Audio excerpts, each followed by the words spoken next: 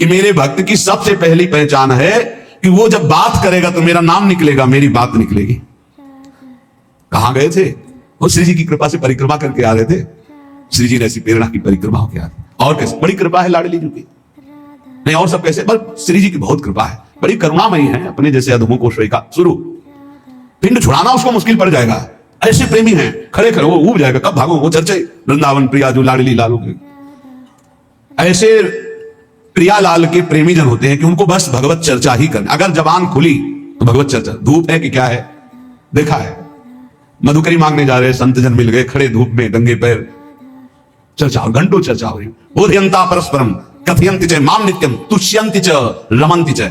ये कठिन बात है, चर्चा करते तो बहुत मिलते हैं, पर तुष्यंति च रमन्ति च, उसी में संतुष्ट हो, आनंदित, उसी में रमण कर रहा है, उसे कोई चाल। भगवत चर्चा हुई मानो पेट भर गया। इतनी अहोभाग्य, 1 घंटा से भगवान की चर्चा हो रही, प्रियालाल की चर्चा हो रही। आगे कह रहे हरि को भजन, साधु की पहचान हर समय भजन परायण। कोई माला से जप रहा है, कोई बिना माला से जप रहा है। बिना माला से जपने वालों की पहचान होती, वो गुरु प्रसाद से जागृत होती। एक दृष्टि में पता चल जाएगा ये बहिर्मुख है या अंतर्मुख होकर नाम जप कर रहा है। जहां एक दृष्टि गई तो पता चल जाता है। अंतर्मुख का एक अलग होता है, वो कुछ अलग से रहा, चाहे जितना वो छुपाना चाहे नहीं छुपा सकता। एक दृष्टि में पता चलता है नाम जापक है, अंतर से में नाम चल रहा है। और चाहे जितना दिखाना चाहे, मान लो ऐसे बाहर, तो अंतर में पता चल जाएगा केवल सामने की बात है, अंतर में इसके नहीं चल रहा है। दोनों बातें भजन करने वालों को अपने आप पता हो जाती है। उपासक, संत, भागवत, महाभागवत, इन सब की पहचान भजन से ही है। कल चर्चा जब विश्राम हो रही थी सुना था, आधे पल के लिए भी त्रिभुवन की राज्य लक्ष्मी देने पर जो अपने प्रभु का भजन नहीं छोड़ता, सुमिरन नहीं छोड़ता, वो महाभागवत है। तो हरि को भजन ये प्रधान बात है। मुंह खुले तो भगवत चर्चा और मुंह बंद तो नाम चल रहा है। राधा वल्लभ सिंह, राधा वल्लभ सिंह, या जो गुरु जी ने दिया हो, जो नाम प्रिय, राधा राधा, ये मान लो, बहुत आनंदित हो जाओगे। मान लो कुछ पैसा नहीं लगना हो, बहुत बड़े धनी हो जाओगे, बहुत बड़ा लाभ मिल जाएगा। ये सब पुण्य रूही का ढेर समझो, एक अपराध बन जाए सब भस्म हो जाएंगे। नाम सोना है, सोना जितना तपेगा उतना ही चमकेगा, नष्ट होने वाली नहीं, अविनाशी वस्तु है। कमा लो ये सोना, ये जो सोना है, सोना, ये सोना वास्तविक सोना, इसी सोना में सोवत पांव पसार, पूरी रात निकल जाए, जब नींद ना आवे, मंत्र चले, तब समझो। इसके लिए कभी सर्दी में कंबल नहीं उड़े गए, इसी बात के अभ्यास के लिए कभी कंबल नहीं। जो नीचे मार्किन पहने वही मार्किन उतार कर ऐसे पैर से फंसा के सर पूरा शरीर कांप रहा है, मंत्राकार उड़ती, पेट में अन्न नहीं, ऊपर वस्त्र नहीं, गंगा का किनारा, भीषण सर्दी, 1 मिनट नींद नहीं, मंत्राकार, 4 बजे गंगा में फिर खड़े हुए। ऐसे थोड़ी भागवती की वृत्ति बनाई जाती है। ऐसे लगा जाता है जैसे गरीब आदमी ओवर टाइम करके पैसा कमाता है, किसान आदमी रात दिन लगा रहता है। ऐसे कायर पुरुष थोड़ी भजनानंदी होते हैं। ये शरीर को बहुत दुलार करने वाले भजनानंदी नहीं होते। सच्ची मानिए, जितना सुख शरीर को दोगे उतना अध्यात्म सुख से हीन होते चले जाओगे। मारो इस प्रकृति जन्म की अधीनता को तुमने जो स्वीकार कर रखी, हर प्रकृति का वार सीधे सो। यह प्रवचन नहीं करते, जीवन में जो जिए वो बता रहे। किसी आश्रम में ठहरना नहीं, ऐसे आश्रम में ठहरना जहां जंगल किसी का जाना नहीं, ऐसे बहुत से आश्रम मिले। जीवन भर प्रकृति से लड़ना रहा है, तभी परमात्मा चिंतन का एक तार भाव बनता है, जब सीधे प्रकृति का वार सहे। यम ही नवेत्यन्ते ते पुरुषम पुरुषर्षम। काशी के घाटों में जो तपन होती थी दिन भर धूप की, तो रात्रि के 2 बजे तक तपना ही होती थी, और 2 बजे उठ के नहा के विश्वनाथ जाना है। जीवन को एकदम प्रकृति से वार सहने वाला बना ले तो बहुत आनंद आता है। ये सुविधा नरक समझो, सच्ची मानिए आप। हरिभजन, हरिभजन में दिखावा कभी नहीं होना चाहिए, नहीं तो सच्चाई का हरिभजन छूट जाएगा। भजन करने वाले उपासक को कभी कीर्ति की चाह मत रखना। हम प्रार्थना करते हैं, ये अंतिम वो खाई है जहां से गिरा करके भगवान से विमुख कर दिया जाता है। दिन है तो रात आएगी, रात है तो दिन आएगा, ऐसे देखना। हम तुमसे कहते हैं ये सब केवल बाहरी है। आंतरिक श्रद्धा अटूट होती है, बाहरी श्रद्धा में कोई दम नहीं होती। हम इसकी इन श्रद्धाओं की दम नहीं होती। इनको तो हर गली में खड़ी होना, जहां बाबा वहीं खड़े हो गए। श्रद्धा होती है अटूट, कि चाहे जैसी परिस्थिति हो, चाहे जैसी घटना हो, मैं आपका हूं तो सिर्फ आपका हूं। वो होंगे अंगुलियों में गिनने वाले, वो अंगुलियों में गिनने वाले होते हैं। इसलिए साधु की सेवा पहचान, स्वयं साधु होते हुए साधु की सेवा, और निरंतर हरिभजन, और सर्वभूत पर दया, समस्त जीवों पर दया का भाव। दया बिना साधु कसाई, और ये भी दया करी तो आफत आई बड़ी। कैसे तुम्हें बताए, मतलब बहुत विचित्र गति। आध्यात्मिक आनंद की प्राप्ति के लिए बिल्कुल व्यवहार शून्य जीवन जो जिया गया, उसमें बिल्कुल विपरीत जीवन प्रभु ने किया है। हजारों लाखों की जो भीड़ जनसंख्या है भगवान, ये भीड़ भजन अगर निरंतर आपका अभ्यास है तो चल जाएगा, नहीं तो आम हो जाएगा कि मैं बहुत बड़ा हो गया, और जहां हुआ मैं बहुत बड़ा हुआ, वहीं से भक्ति का नाश हो जाएगा। ये सम्मानम कल्यात घोर गरलम नीचापमानम सुधा श्री राधा मुरली धरो भज सके वृंदावन मात्य। ये भाई कभी भूलकर भगवान से यश मत मांग लेना कि हमारा भी नाम हो जाए। बहुत खतरा है इस नाम में, बहुत खतरा है। आपसे सबसे प्रार्थना करते हैं, यश की चाह मत रखना। उनका जो प्रथम वासना रही सो प्रभु पद प्रीति सो बही, बहा दो वासना को। अगर कोई वासना रहेगी तो बहुतायत में मिलेगी, क्योंकि मेरा मालिक सबसे पहले अंदर की वासना की पूर्ति करता है। विभीषण जी के पहले पहुंचने पर सबसे पहले लंकाधिपति का अभिषेक किया। इसलिए साधक अंदर की वासनाओं को देख लो, अगर कोई भी वासना तो हटा दो। नहीं, मेरे स्वामी का स्वभाव है पहले तुम्हें वासना की चीज फेंकेंगे ले, और जब घृणा हो जाएगी तब आगे बढ़ा देंगे। मान आखिरी खाई है जिसपे साधु गिर जाता है। इसीलिए सबसे पहले सिद्धावस्था की सीढ़ी पे निर्माण लिखा है। निर्माण अमोहा जित संग दोषा। अपने में कोई गुणा अभिमान आकर के ये श्रेष्ठता का भाव हो जाना, मानो परमार्थ में पोछा लग जाना है। भाई कभी अहम, ये भाव मत अहम में लाना कि मेरा नाम हो जाए। भगवान को जो करवाना तो करवाने भी, वो तो सर्व समर्थ है, वो तो नौकर है, हम वैसे ही करना पड़ेगा। पर चाह कभी मत करना। अगर चाह किया तो ये आखिरी खाई है, इसमें साधु को गिरा दिया जाता है। ये माया की बड़ी विचित्र मनोहर चाल है, बड़ा मीठा जहर है जिसे हाथ में लेकर स्वयं खा लिया जाता है। ये मान प्रतिष्ठा यश कीर्ति ये जगत मंगल कराने वाले भगवान की हो, उन्हीं का यश गाए। अपनी कभी न मानकर इसका जो भोग करेगा वो नष्ट हो जाएगा। मेरी यश कीर्ति इससे नष्ट हो जाएगा। सर्वभूत पर दया, दया तो करनी है, पर दया हो जिसमें भगवत विस्मरण न होने पावे। दया को उल्टा याद, अगर हरि की याद भूल गई तो वो दया फंसा देगी पक्का। और जिस दया में हरि सामने है कि ये मेरे भगवान है, वो कभी नहीं फंसा पाएगी। संत के लक्षण, जब वाणी खुले तो भगवत चर्चा, जब वाणी बंद तो भगवान नाम जप, और स्वयं साधु होते हुए साधु की सेवा एक प्रधान लक्षण है।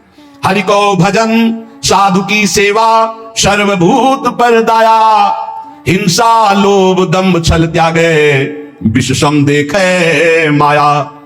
कभी किसी की हिंसा न करे, यह साधुता का लक्षण है। कभी जीव को, किसी जीव को कष्ट देना नहीं। मन से वचन से अगर आप थोड़ा भी किसी के प्रति रूखा भाव कर ले तो आप अंदर देखना आपके भजन में फर्क पड़ जाएगा। ये अंदर के अनुभव की बातें करते। अगर उसको तुमने डांटा है, सही माने में डांटा है और भगवत भाव करके डांटा है, तब तो आपका भजन चलेगा। और अगर भगवत भाव नहीं किया है और बिना किसी अपराध के आप डांट रहे हैं तो आपका भजन बंद हो जाएगा पक्का।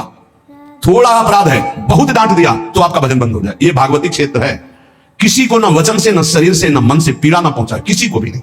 देखो, गुरु शिष्य एक व्यवहार का संबंध है, परमार्थ नहीं। आप ये मत समझना कि गुरु शिष्य परमार्थ का है।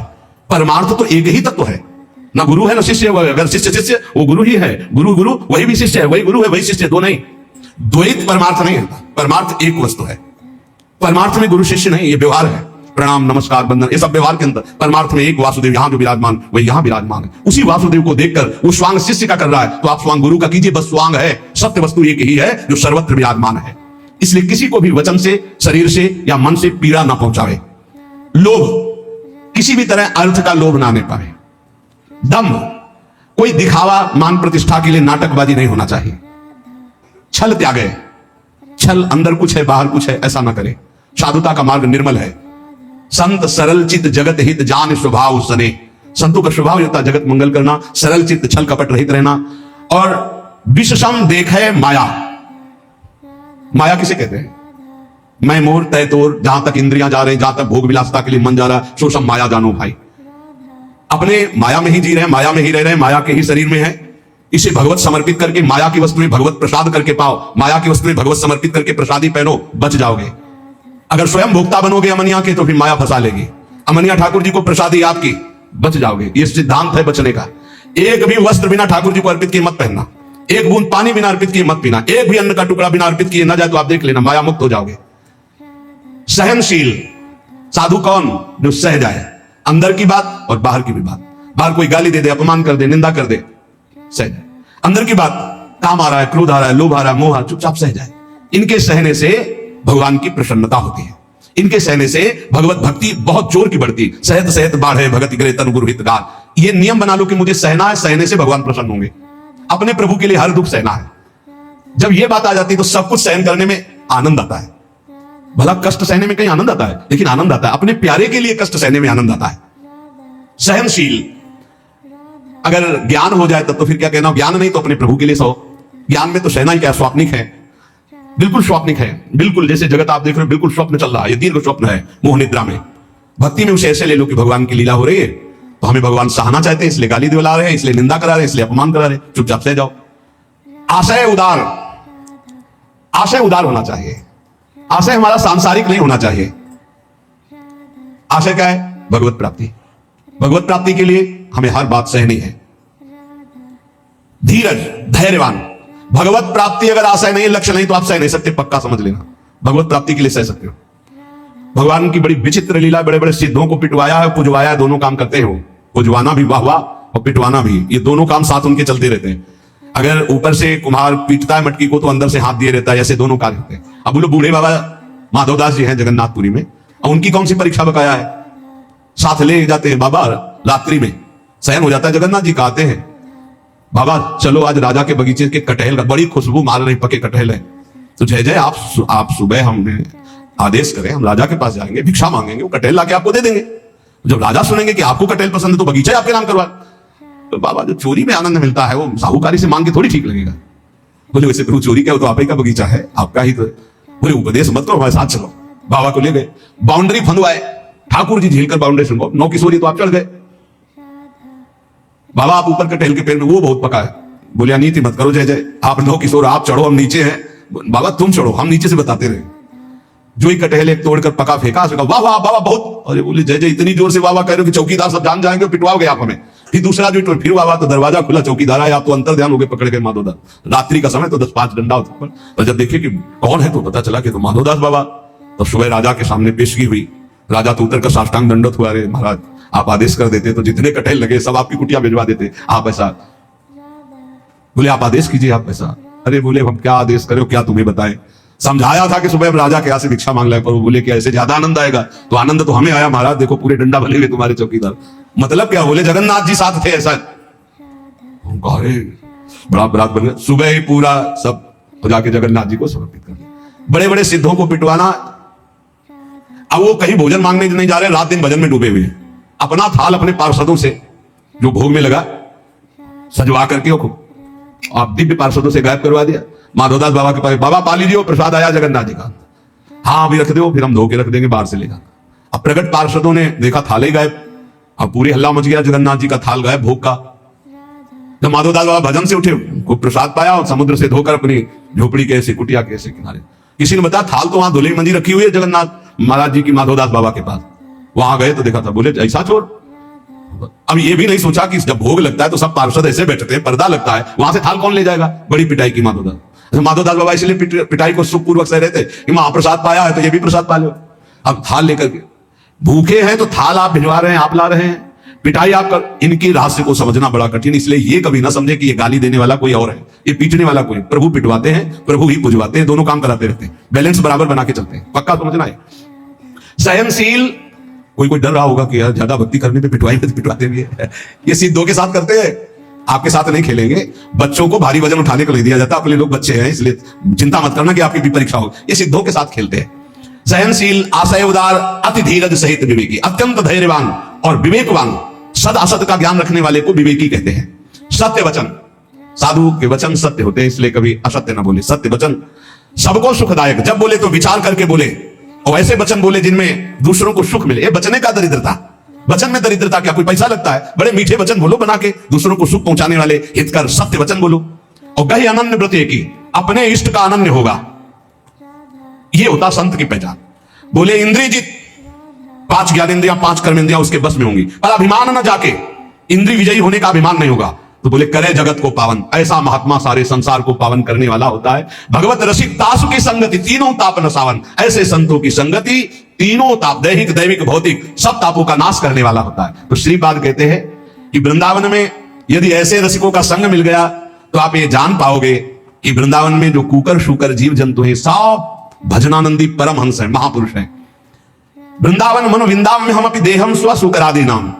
इसलिए मैं भी ये इच्छा करता हूं कि मेरा शरीर अगर छूटे और प्रियालाल ना मिले तो मैं सुअर कुत्ता वृंदावन का बनूं, बाहर ना बनूं। और यहां का सिद्धांत है, यहां जिसका शरीर छूटता है उसे बाहर नहीं भेजा जाता।